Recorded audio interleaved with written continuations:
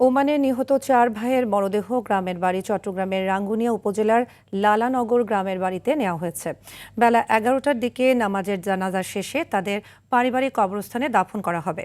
এর আগে বাংলাদেশ বিমানের একটি ফ্লাইটে মঙ্গলবার রাত 10টার দিকে চট্টগ্রামের শাহ আমানত আন্তর্জাতিক বিমানবন্দরে এসে পৌঁছে তাদের মরদেহ। তাদের মৃত্যুতে এলাকায় শোকের ছায়া নেমে এসেছে। একসঙ্গে 4 ছেলেকে হারিয়ে আহাজারি করছেন বিধবা মা। গত মঙ্গলবার রাতে ওমানের আল মিলিদ্দা এলাকার একটি গাড়ির ভেতরে বিষাক্ত গ্যাসে আক্রান্ত হয়ে 4 ভাইয়ের মৃত্যু হয়। নিহতরা হলেন রাশেদুল ইসলাম, শাহেদুল ইসলাম, মোহাম্মদ সিরাজ ও মোহাম্মদ শহীদ। অনেকদিন 2017 সালে এরা বিদেশ 2 ভাই আসি বিয়ে করছে, এক ভাই এখানে লেখাপড়া করছে, আরও ছোট 2 ভাই আছে। একসাথে এই গত শুক্রবার আসার কথা, মানে 2 জনের বিয়ে ঠিক হয়েছে। বিদেশে কিভাবে মারা গেল সেটা আসলে রহস্য থেকে যায়।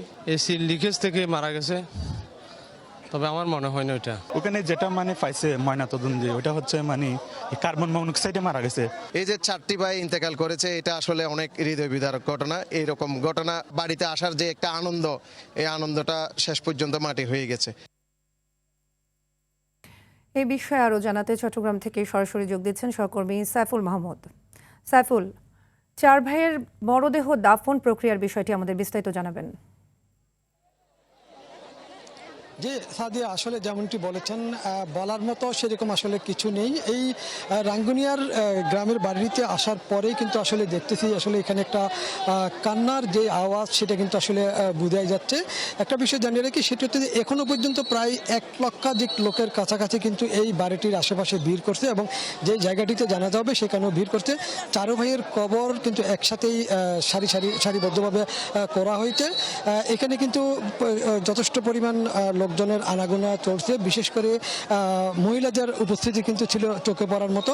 এখনো পর্যন্ত এই 4 ভাইয়ের মাকে কিন্তু আসলে জানানো হয়নি। তার মাকে জানানো হয়েছে 2 ভাই নিহত হয়েছে। কিছুক্ষণ আগে 2 ভাইয়ের লাশ তার মাকে দেখানো হয়েছে। এরপরে ওই লাশ 2টা বের করার পরে আর 2টা ভিতরে ঢুকানো হয়েছে। 2টার পরিবর্তে আর 2টা দেখানো হয়েছে। মাকে এখনো পর্যন্ত বলা হচ্ছে 2 ভাই নিহত হয়েছে এবং মায়ের পাশে 2 জন ডাক্তার এবং একটি গাড়ি স্ট্যান্ড বাই রাখা হয়েছে, যাতে এর আগেও যেহেতু মার 3বার হার্ট অ্যাটাক হয়েছিল, কোনো ধরনের যাতে দুর্ঘটনা ঘটলে সাথে সাথে আসলে ওই গাড়িতে করে নিতে পারে এবং 2 জন ডাক্তার বসিয়ে রেখেছে। এই 4 ভাইয়ের মধ্যে 2 ভাই ছিল বিবাহিত এবং বিবাহিত ভাইদের মধ্যে একজনের 2টি সন্তান রয়েছে, আরেকজনের কোনো সন্তান ছিল না। আর যে 2 ভাই অবিবাহিত ছিল তারা আসলে বিয়ে করার জন্য আসার কথা ছিল 15 তারিখ, কিন্তু তার আগেই কিন্তু আসলে তারা লাশ হয়ে, এবং এখানে কিন্তু যারা এলাকাবাসী আসে তারা কিন্তু আসলে কোনোভাবেই এটি মেনে নিতে পারছে না। তাদের একটাই কথা, আসলে এই যে গ্যাস লিকে দিয়ে মারা গেছে এটি তারা বিশ্বাস করতে পারছে না। তাদের ধারণা হচ্ছে যে এটা কোনো না কোনো ধরনের একটা চক্রান্ত হতে পারে। তারা এবং আরেকটা দাবি করেছেন, সেটি হচ্ছে যে ওমান পুলিশ যদিও ময়নাতদন্ত করেছে, তারপরেও তারা বলছে আসলে বাংলাদেশেও ময়নাতদন্ত হওয়ার দরকার ছিল। আমরা আপনাদেরকে একটু দেখানোর চেষ্টা করছি। এই যে কফিনগুলো কিন্তু বের করে নিয়ে যাওয়া হচ্ছে, মাঠে নিবে, স্কুল মাঠে নিবে। সেখান থেকে ওনাদের যেই ভাইটা জীবিত আছে উনি কিন্তু হাফেজ, উনি জানাজা পড়াবেন এবং একই সাথে তাদের বাবাও কিন্তু দীর্ঘদিন আগে মারা গেছে।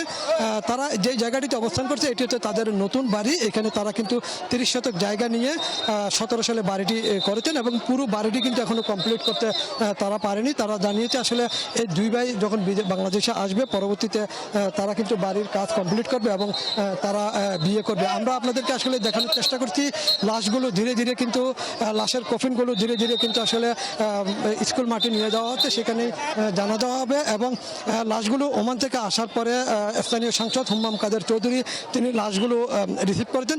রিসিভ করার পরে এই লাশগুলো আজ সকাল 7টার সময় পরিবারের কাছে হস্তান্তর করেছেন। হস্তান্তর প্রক্রিয়া কমপ্লিট শেষেই কিন্তু আসলে এখন গোসল দেওয়া হয়েছে। গোসল দেওয়া শেষে এখন কিন্তু তাদেরকে জানাজার জন্য নিয়ে যাওয়া হচ্ছে। বেলা 11টার সময় এই জানাজা অনুষ্ঠিত হবে এবং এই জানাজায় ধারণা করা হচ্ছে লক্ষাধিক লোকের উপরে কিন্তু লোকজন হবে বলে তারা ধারণা করছেন, যেহেতু ইতিমধ্যে কিন্তু আসলে লক্ষাধিক লোক কিন্তু এই আশেপাশ থেকে চলে এসেছেন।